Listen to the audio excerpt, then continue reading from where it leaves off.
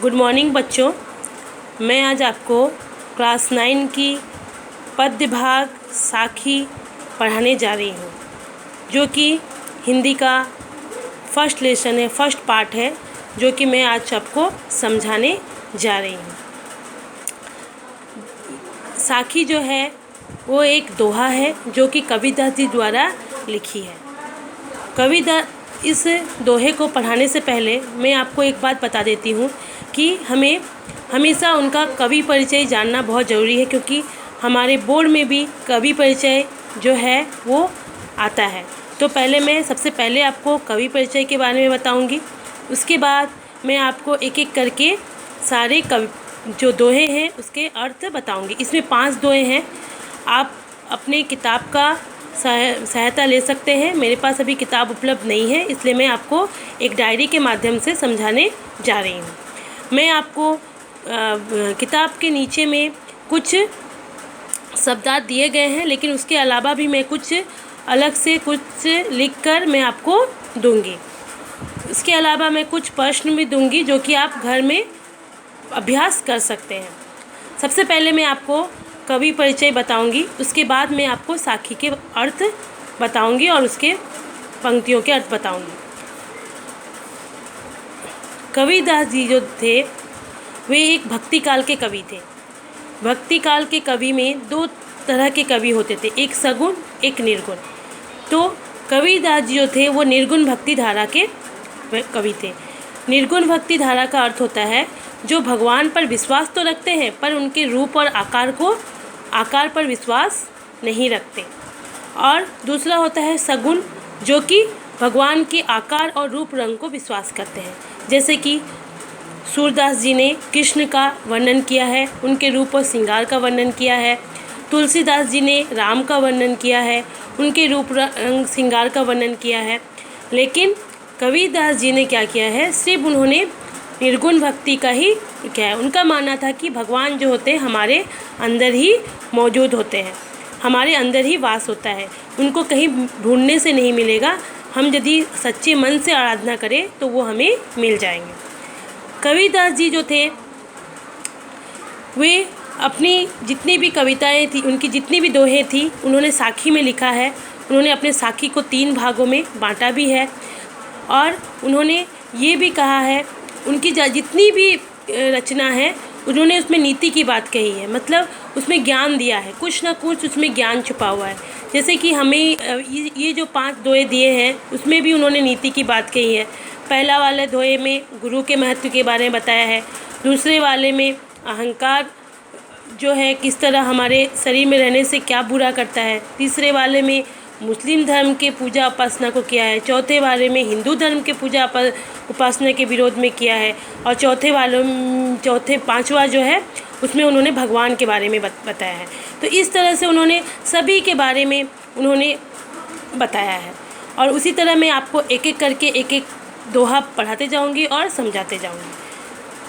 कबीरदास जी के बारे में और कुछ भी ज़्यादा तुम लोग को लिखना है तो आप किताब के पहले पद्य भाग में ही कवि परिचय दिया गया है, आप उससे भी कुछ सहायता ले सकते हैं।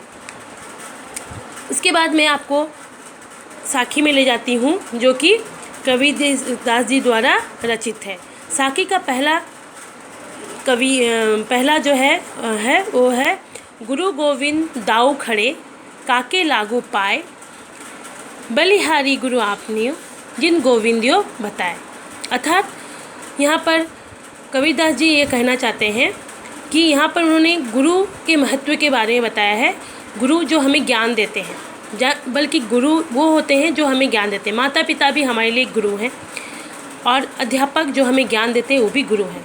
तो यहाँ पर वो ये कह रहे हैं, गुरु गोविंद दो खड़े काके लागे पाए, बलिहारी गुरु आपने गोविंदियो बताए। अर्थात बोलने का अर्थ ये है, गुरु और गोविंद यदि साथ में खड़े हो तो हमें सबसे पहले किसका पाँव छूना चाहिए। काके लागू पाए, पाँव मतलब पाँव, किसका पाँव छूना चाहिए। तो कबीरदास जी का मानना है कि गुरु और गोविंद दोनों खड़े हैं तो सबसे पहले हमें बलिहारी गुरु आपने जिन गोविंदियो बताए, हमें गुरु का ही पैर स्पर्श करना चाहिए। क्यों? क्योंकि गुरु के बारे में, भगवान के बारे में हमें किसने बताया है? गुरु ने ही बताया है। हमें जानकारी किसने दी कि भगवान होते हैं? वो गुरु ने ही बताया है। तो हम किसका पाँव स्पर्श करेंगे? सबसे पहले तो भगवान और गुरु यदि खड़े होंगे तो सबसे पहले हम गुरु का ही चरण स्पर्श करेंगे। ठीक है। उसके बाद दूसरा में दिया गया है, जब मैं था तब हरि नहीं अब हरि है मैं नाही, प्रेम गली अति साकरी ताते दोना समाई। इस पंक्ति का अर्थ है, यहाँ पर मैं का अर्थ है अहंकार, जो कि आपके किताब के नीचे में अर्थ में लिखा गया है।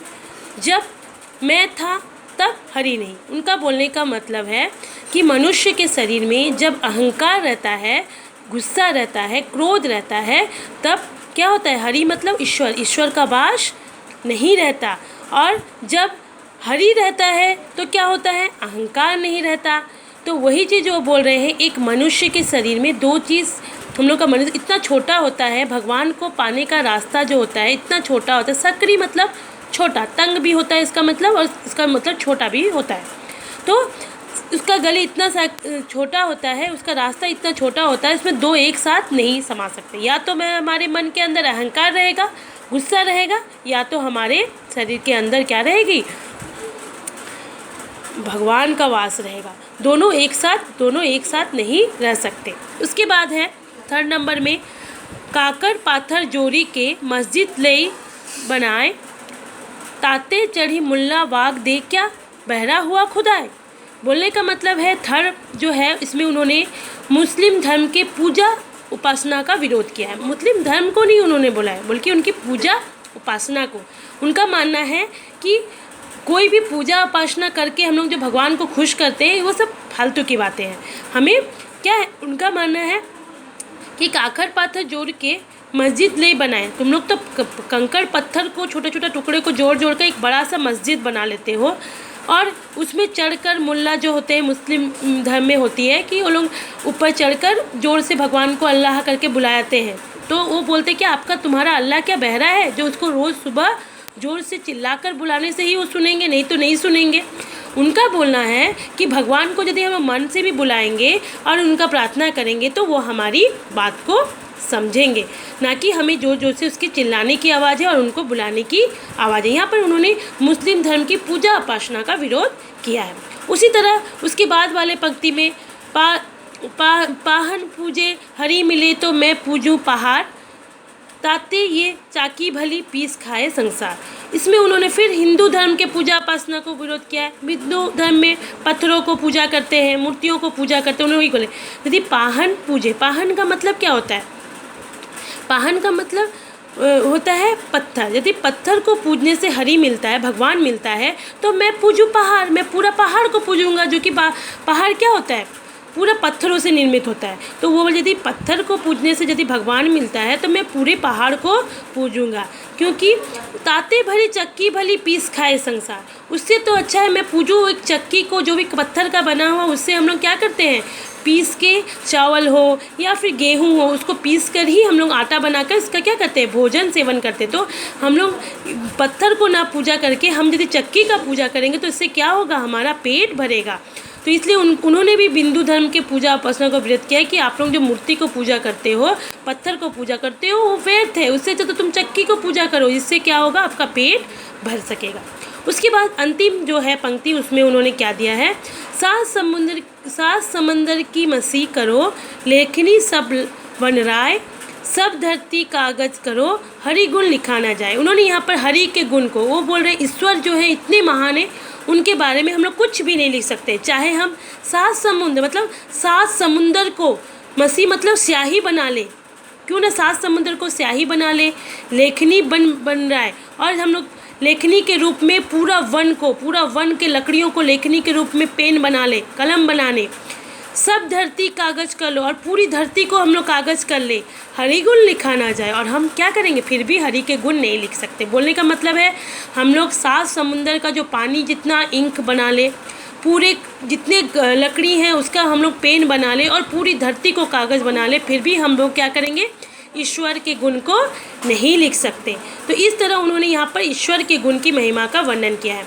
पहले वाले में उन्होंने गुरु के धर्म के विरोध किया है, दूसरे में अहंकार का किया है, तीसरे में उन्होंने मुस्लिम धर्म के विरोध के बारे में किया है, चौथे में उन्होंने हिंदू धर्म के विरोध के बारे में कहा है, और पांचवा जो है उसमें उन्होंने क्या किया है, गुरु की महिमा का वर्णन किया है। इस तरह उन्होंने साखी में पांचों जो पंक्तियां हैं, दोहे की 5-5 पंक्तियां जो दिया गया है, उन्होंने जो है सब में अलग अलग अर्थों का अर्थ बताया है। उसके अलावा मैं आपको कुछ शब्दार्थ बताऊंगी जो कि मैंने कुछ तो बुक में है और कुछ मैंने बनाया। जैसे कि गोविंद क्या हुआ, ईश्वर। दियो मतलब उनके बारे में, है ना, उनके बारे में बताया। मैं माने अहंकार, सकरी माने तंग या छोटी, तामे माने उनमें, है ना।